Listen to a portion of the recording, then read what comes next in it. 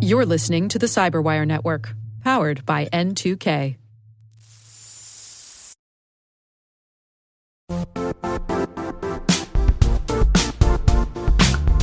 We've all been there. You realize your business needs to hire someone yesterday.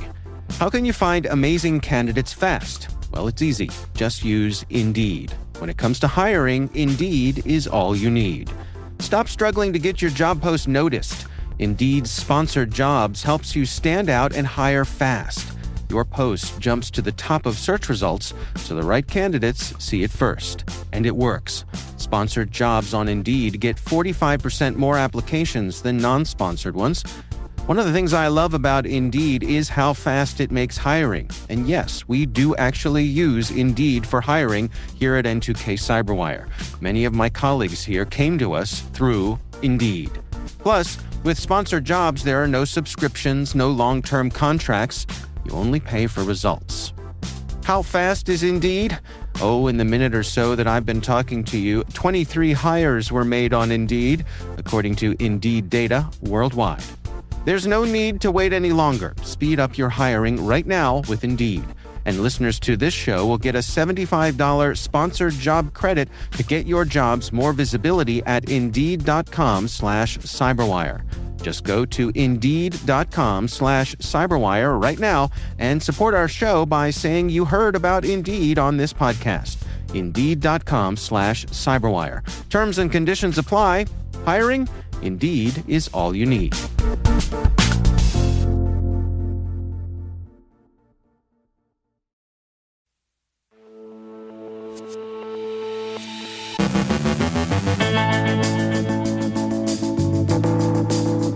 A record-breaking Bitcoin seizure. Patch Tuesday notes. Capita fined for unlawful access to personal data. Unity site skimmed by malicious script.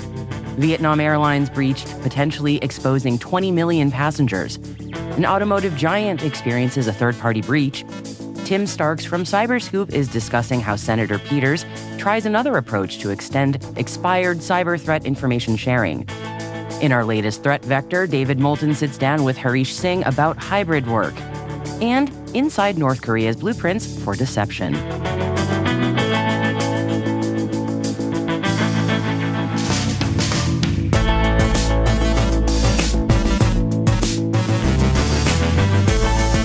Today is October 15th, 2025.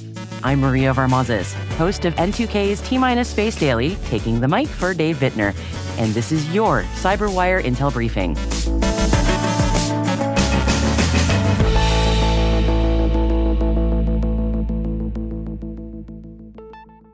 Thank you for joining me on this Wednesday. Let's dive in. U.S. and U.K. law enforcement have seized approximately 127,271 bitcoins, valued at around $15 billion US, linked to the so-called Prince Group scam empire. This marks the largest cryptocurrency seizure in U.S. history. Authorities allege that the group, run by Cambodian-based operator Chen, operated large-scale pig butchering scams, also known as romance or investment frauds, and forced labor camps across Southeast Asia. The crackdown also includes sanctions on 146 entities tied to the criminal network and the freezing of luxury properties in London. While Chen remains at large, officials say that the move targets the financial backbone, sustaining one of the most expansive cyber fraud operations ever identified.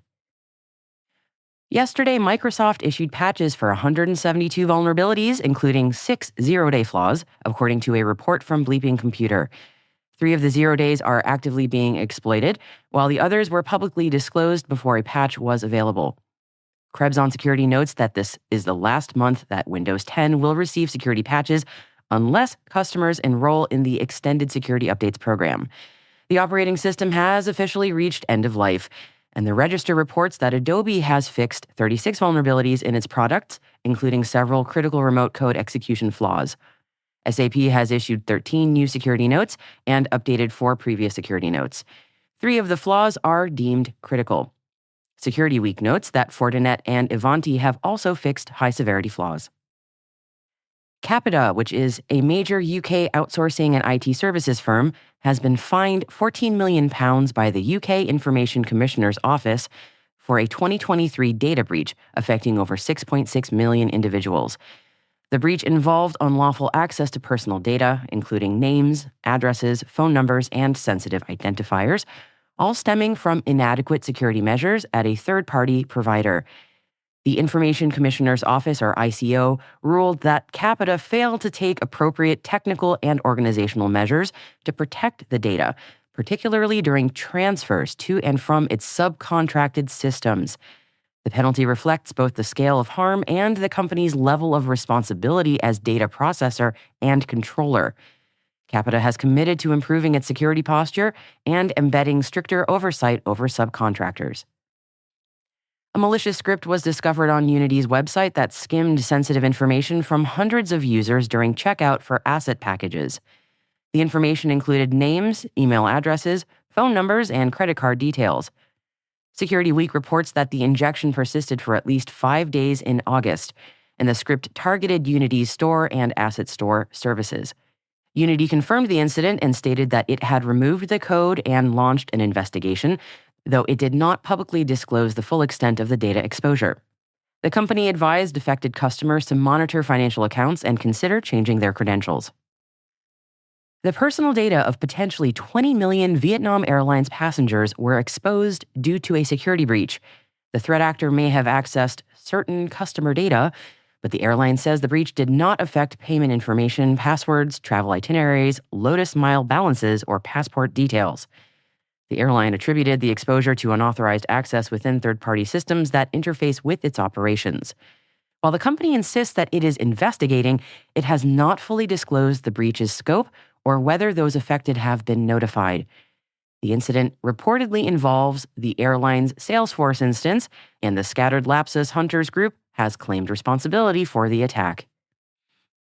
Stellantis, which is the automotive giant behind brands like Jeep and Chrysler, confirmed a data breach via a third-party service provider supporting its North American customer service operations.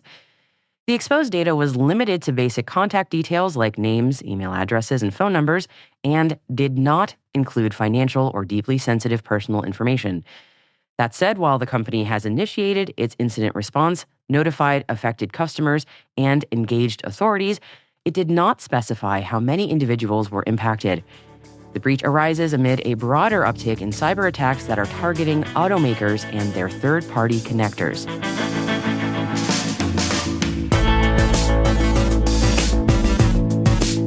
Coming up after the break, Dave Bittner is joined by CyberScoop's Tim Starks to unpack Senator Peter's latest push to revive a key cyber threat information sharing law. Then, in our Cyber Vector segment, YPro's Harish Singh joins David Moulton to explore how hybrid work, SaaS, and AI are reshaping the cybersecurity game. And North Korea's blueprints for deception. Stick around.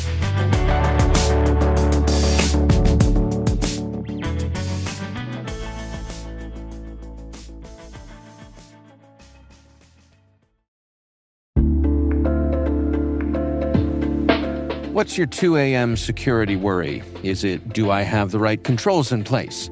Maybe, are my vendors secure?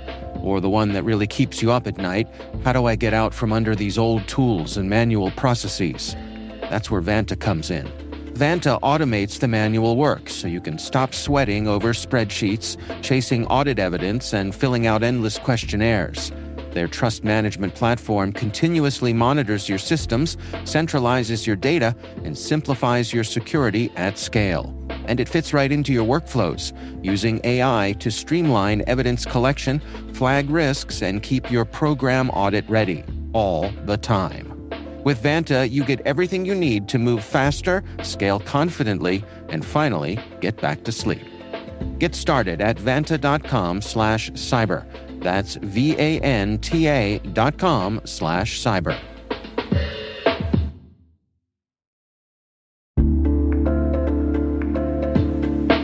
And now, a word from our sponsor, ThreatLocker, the powerful zero-trust enterprise solution that stops ransomware in its tracks.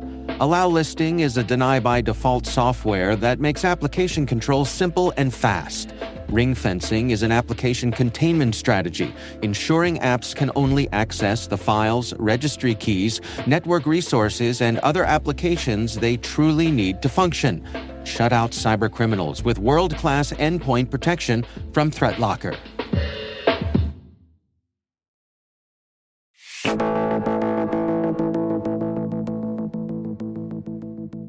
Today, Dave Bittner is joined by CyberScoop's Tim Starks to unpack Senator Peters' latest push to revive a key cyber threat information sharing law.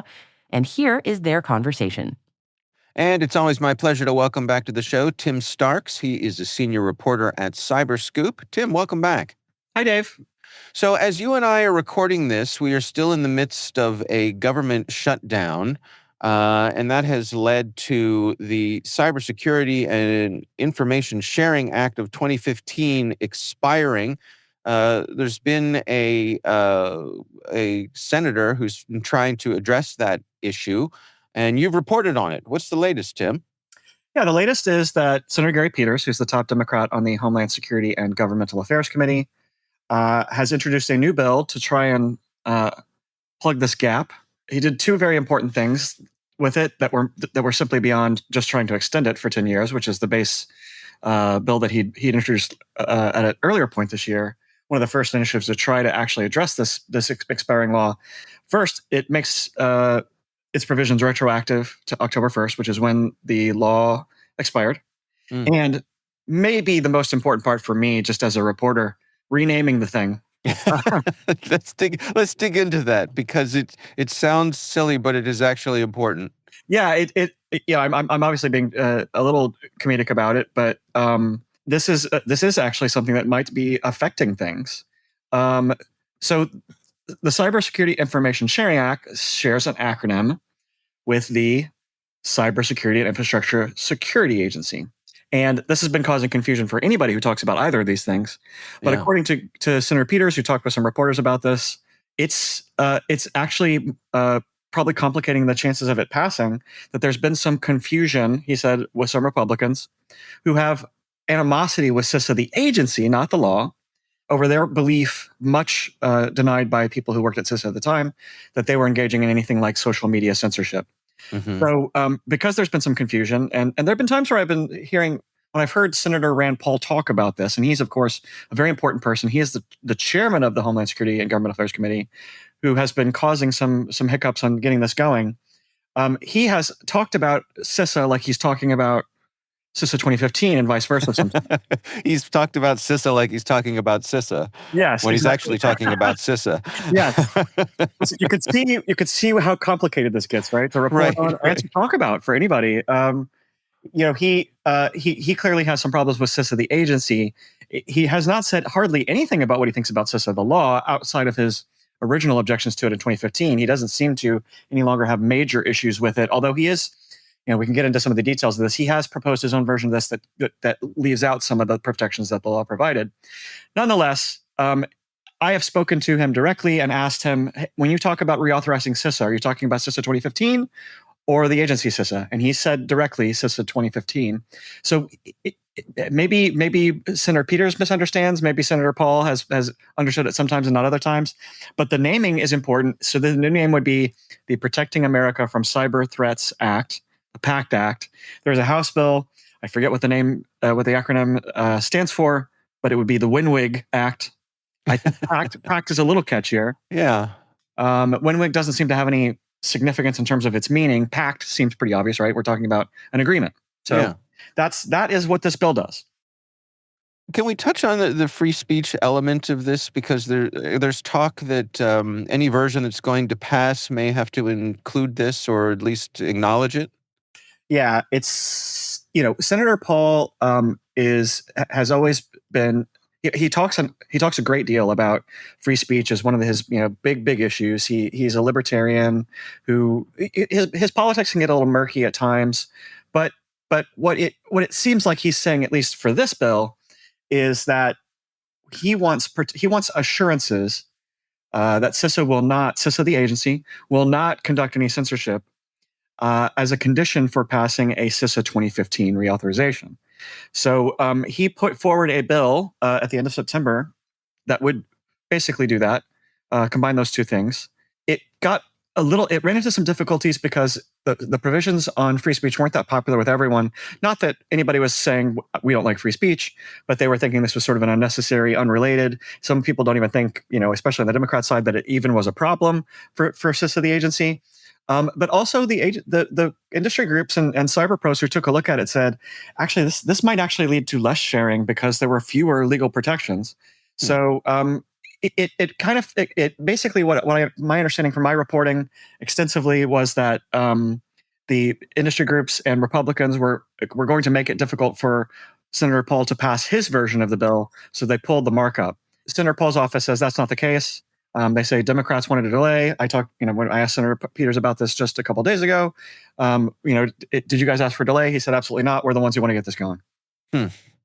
Have you heard any indications that the expiration of CISA 2025 has led to folks dialing back their information sharing? Yeah, so I've talked to a few people. The people who I've talked to, it's either not on their radar. I'm talking about cybersecurity companies that you would think it would be on their radar. So that would be one hint that it's actually not that big a deal. Politico had a story where they talked to some cybersecurity companies, most of whom kind of ducked the question. I talked to Michael Daniel, who's the head of the Cybersecurity Threat Alliance, and that organization is a little different because they say if you're going to be a member, and the members are cybersecurity companies, you need to commit to sharing cyber threat data. So they have contractual implications. But despite Michael Daniel having warned to me and in other venues that he's concerned that CISA 2015 expiring would lead to some potentially very devastating consequences, he did talk about them in more of a theoretical standpoint. And what he's saying now is we're only kind of in the first few hours of this, really, in the lifespan of a 10-year law, that it has gone away. We're probably not going to see major changes in people's behavior until people start to get worried that this is not going to be this is basically not going to be revived in any way, shape, or form. We'll see. Senator Peters said that he's talking to people who are really nervous about it, but that's a big, kind of a far cry from nervous to actually stopping sharing. So right now, the evidence of stopping sharing isn't there. It doesn't mean it's not happening. It's just as of this time, we don't have evidence that people have stopped sharing. So when the government eventually opens up again, where does something like this sit on the timeline of priorities of all the things that need to happen when the government opens up again? Yeah, I think it kind of depends, honestly, on the degree to which any deal for reopening the government includes any kind of short-term reauthorization. As a longtime follower of Congress, they are a little bit like me in college. We're waiting till the very last minute to write the term paper. So what might happen is, the continuing resolution that had gone through the House, that didn't make it through. It didn't make it through the Senate, but that had some provisions to extend CISA for a couple months, CISA 2015 for a couple months. And if that had been the case, I think we would have seen lawmakers really put their nose to the grindstone and try to get something before that expiration, because appropriators don't tend to want to keep extending things for people over and over again for a few months at a time. They kind of are like, we'll give you a little help, but we don't want to keep doing this for forever. You need to go fix this. So I think there will be some urgency if there is a deadline given in any kind of short-term reauthorization, assuming we get one, which I do at this point assume we'll get one. You can never predict Congress, but that's my assumption. Yeah. If the CR is a long ways away, or if the CR doesn't include this authorization, throw all those predictions out the window. It gets difficult for anything standalone to make it through the Senate unless it's constituents are yelling and screaming. It's everybody's on a five-alarm fire because any one person can stop it, and that's what's been happening. So since 2015, there've been attempts on the floor to make it so that let's pass this by voice vote. Well, Senator Paul has been objecting. So it gets difficult unless you can hitch a ride on something, unless you get everybody on board. So that's where things get a little complicated. I wouldn't be surprised if we see short-term authorization at some point. But when we get a long-term reauthorization, that's a little more difficult to anticipate. All right. Well, as we love to say, time will tell. You love it. You love getting that thing. Tim Starks is senior reporter at CyberScoop. We will have a link to his coverage in our show notes. Tim, thanks so much for taking the time for us. Thank you, Dave. That was Dave Bittner, joined by CyberScoop's Tim Starks to unpack Senator Peter's latest push to revive a key cyber threat information sharing law.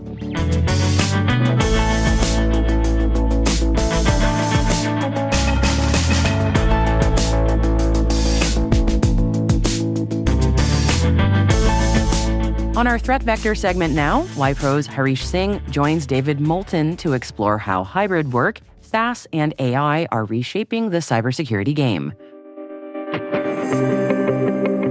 Hi, I'm David Moulton, host of the Threat Vector podcast, where we break down cybersecurity threats, resilience, and the industry trends that matter the most. What you're about to hear is a snapshot of my conversation with Spencer Thielman, Principal Product Manager at Palo Alto Networks, where he leads AI runtime security. Spencer's team tracks AI applications across the enterprise landscape. What his team discovered reveals the scope of this challenge. Last December, they cataloged 800 AI applications. By May, that number hit 2,800. That's 250% growth in just 5 months. Meanwhile, over half of enterprise employees now use generative AI apps daily, and up to 30% of what they send contains sensitive data. If you're still thinking AI security is a future problem, you're already behind.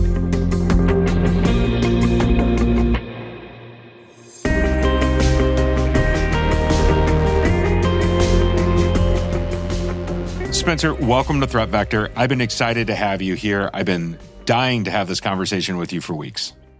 So happy to be here. Looking forward to it. How should enterprises think about their AI security strategy? And maybe what are the most impactful mental models that you use? Certainly. So before we get into this, I think it's always important to start with why we do what we do. And in the context of AI, like our why is that we believe that the benefits of AI are profound, but so are the risks. And we therefore have a kind of like moral obligation to help our customers capture the power of AI, but do so safely and securely, right? So that's where we're always coming from when we have these kind of conversations. And the way that we think about this is that you can break enterprise AI security down into basically 2 pillars. The first is I need to think about how to secure my employee use of generative AI SaaS apps like ChatGPT, Perplexity, and Grammarly. That's the first part. And the second piece is how do I go about securing the AI apps, models, and agents that I'm running in my own cloud environment? That could be AWS, Google Cloud, Azure, on-prem, or some other variation of those. So those are the 2 things that matter. What are my employees doing? How can I control that and have deep visibility into it? The other piece is how do I secure the AI apps, models, and agents that I run in my own cloud environment? That's how we kind of split up the problem, so to speak. All right, let's shift gears a little bit and talk about holistic AI security. How do you break down the pillars of AI security? I know we've got model scanning, AI red teaming, posture management, LLM security, agent security. Am I missing another big area that we should talk about today? So we break AI security down into 5 pillars. And again, I want to kind of recenter this to the mental model that's guiding the whole conversation. Whenever we speak about securing AI, it's about thinking about how employees are using generative AI SaaS apps. We just covered that in the last 10 minutes or so. And then the second piece is how do I go about securing the AI apps, the models, and the agents that I'm running in my own environment or that I've built, right? And for that second problem, to secure like enterprise AI apps, models, and agents, we've constructed kind of 5 pillars that define this. The first is model scanning. So I want to scan my model files to make sure that my models don't do things like contain malware or are vulnerable to deserialization attacks. And I want to do it as part of my ops process so that bad models don't ever even end up in production. We scan them before they go to prod. That's the first piece. And the second part is looking at AI apps, models, and agents at the posture level. Great example of this with agents is like looking at the permissions. Are they excessive? If yes, let's scope those down. That's the second piece. The third part is red teaming.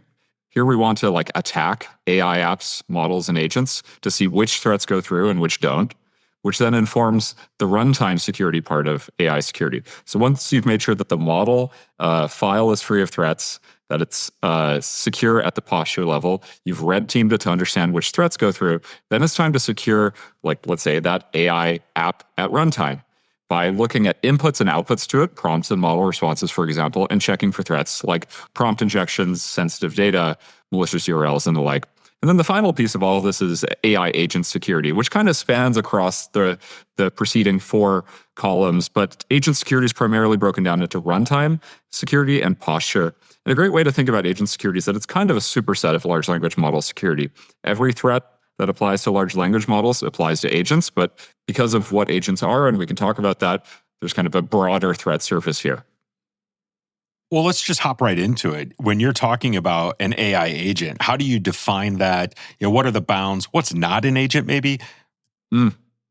Certainly. So last year was all about chatbots, right? And if you think about what is a chatbot, it's an inherently passive interface, right? I ask a question, the chatbot runs inference, something comes back to me. And then the interaction is over until I ask another question. But agents differ in the way that they take action on behalf of users and organizations. A good working definition for an agent is that it's an application that's autonomous, has the ability to reason, and to take action in pursuit of a goal. I'll give you an example from my personal life to maybe make this a little bit more real. So a few weeks ago, I went to Las Vegas to see one of my favorite bands at the Sphere, Dead & Company. And as an experiment, I had a chatbot determine the entire trip, where I stayed, which restaurants I saw, etc., because I wanted to experience the city that I'd been to many times kind of through a new lens. So the chatbot told me what to do, where to stay, where to go, but I couldn't book any of that. I then had to spend about an hour on Expedia, Uber, OpenTable, etc., to kind of construct that trip from beginning to end. An agent could do that for me. Right? I could tell my agent, hey, here's my budget, here's what I like, here's what I don't like. Go construct this for me. And the agent would interact with APIs, again, for Expedia, Uber, OpenTable, et cetera, to just kind of put that together for me. And it's that autonomy that make agents profoundly powerful. Right? I work with some enterprise customers, for example, that kind of leapfrog chatbots. Chatbots weren't really interesting to them, but agents are because of the productivity and efficiency gains that they can leverage. Because now you have, again, almost like a synthetic virtual employee that's interacting on your behalf. That's a really big moment for the notion of work. But it carries these risks, right? Because in order to do what an agent does, it needs to be autonomous. It needs to have memory, and it needs to interact with your tools. And all 3 of those carry some novel risks that we actually outlined in a paper called the OWASP AI Agent Threat Report. Things like tool misuse, memory manipulation, and cascading hallucinations. I'll give you just one example, right? So let's say that one of your employees has gone and built an agent in Microsoft Copilot Studio, and it's designed to kind of ingest leads and send them to Salesforce, right? That's a pretty common workflow. But what if its permissions are excessive? What if it could delete records in Salesforce, right? It probably shouldn't be able to do that. An agent shouldn't be able to go drop tables in Salesforce, right? Because the impact of that could be destructive. What we need to do is look at here's all the things that an agent could do and then restrict its freedoms down to just the things it needs to do to accomplish its goal. Spencer calls this the biggest challenge in cybersecurity today. When half your workforce is using tools that leak sensitive data by design, the window for getting ahead of this threat is closing fast. If this got your attention, don't wait. Listen to the full episode now in your Threat Vector podcast feed. It's called Inside AI Runtime Defense, and it's live now. This one's a reality check you can't afford to miss.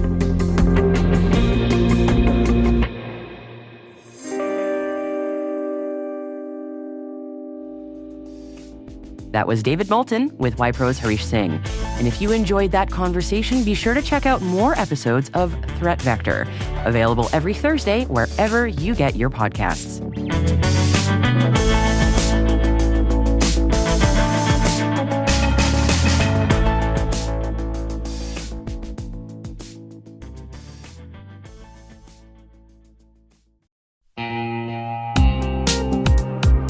At Thales, they know cybersecurity can be tough and you can't protect everything.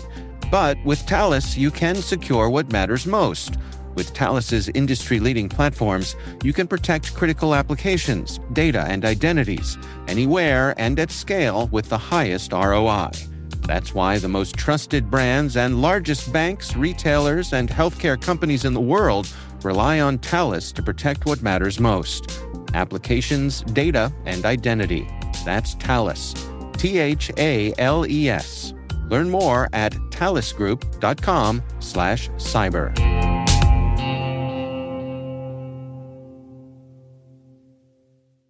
¿Hablas español? Sprichst du Deutsch? Kan du norsk? If you used Babbel, you would. Babbel's conversation-based techniques teaches you useful words and phrases to get you speaking quickly about the things you actually talk about in the real world, with lessons handcrafted by over 200 language experts and voiced by real native speakers. Babbel is like having a private tutor in your pocket. Start speaking with Babbel today. Get up to 55% off your Babbel subscription right now at babbel.com/Spotify. Spelled BABBEL.com/Spotify. Rules and restrictions may apply.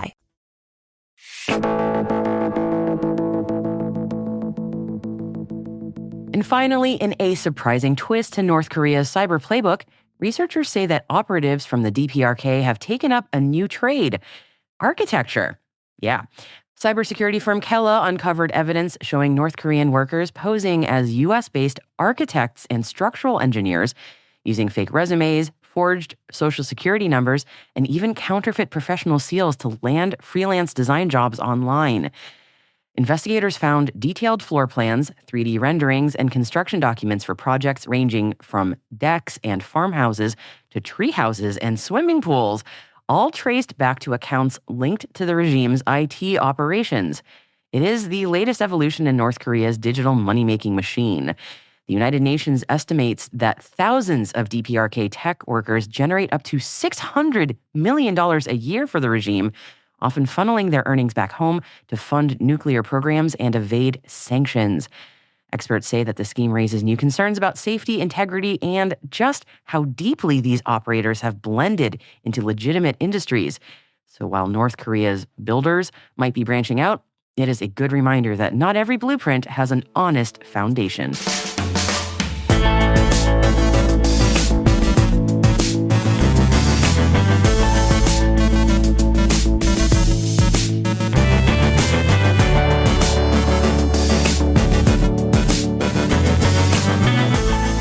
And that's the CyberWire Daily, brought to you by N2K CyberWire. For links to all of today's stories, check out our daily briefing at thecyberwire.com. We'd always love to know what you think of our podcast. Your feedback ensures we deliver the insights that keep you a step ahead in the rapidly changing world of cybersecurity. If you like our show, please share a rating and review in your podcast app. Please also fill out the survey in the show notes or send an email to cyberwire@n2k.com. N2K's senior producer is Alice Carruth. Our producer is Liz Stokes. We are mixed by Elliot Peltzman and Trey Hester, with original music by Elliot Peltzman. Our executive producer is Jennifer Iben. Peter Kilpie is our publisher. And I'm Maria Varmazis, in This Week for Dave Bittner. Thank you for listening. We'll see you tomorrow.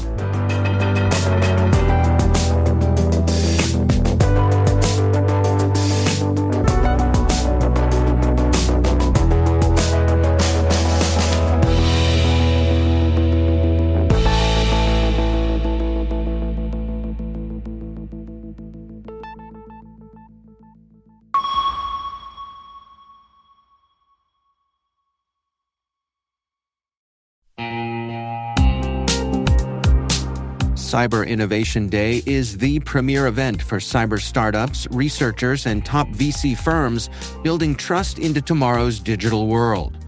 Kick off the day with unfiltered insights and panels on securing tomorrow's technology. In the afternoon, the 8th annual Data Tribe Challenge takes center stage as elite startups pitch for exposure, acceleration, and funding. The Innovation Expo runs all day, connecting founders, investors, and researchers around breakthroughs in cybersecurity. It all happens November 4th in Washington, D.C. Discover the startups building the future of cyber. Learn more at cid.datatribe.com.